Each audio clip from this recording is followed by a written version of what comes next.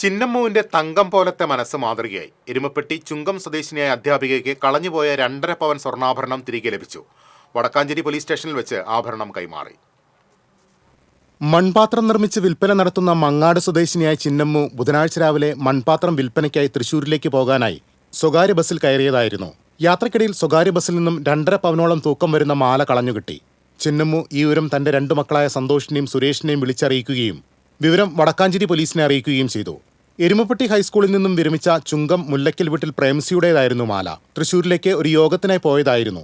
രാത്രി മാല അഴിച്ചുവെക്കാനായി തിരഞ്ഞപ്പോഴാണ് നഷ്ടപ്പെട്ട വിവരം മനസ്സിലാക്കുന്നത്. തുടർന്ന് പോലീസിൽ വിവരം അറിയിച്ചു. വെള്ളിയാഴ്ച പോലീസിന്റെ സാന്നിധ്യത്തിൽ ഉടമയ്ക്ക് ചിന്നമ്മു മക്കളോടൊപ്പം എത്തി മാല കൈമാറി. ഒരു മാലയും കമ്മലും ധരിക്കുവാൻ ഏറെ ആഗ്രഹിച്ച ആളായിരുന്നു താനെന്നും നഷ്ടപ്പെട്ടതിന്റെ വേദന തനിക്കേറെ അറിയാവുന്നതാണെന്നും ചിന്നമ്മു പറഞ്ഞു.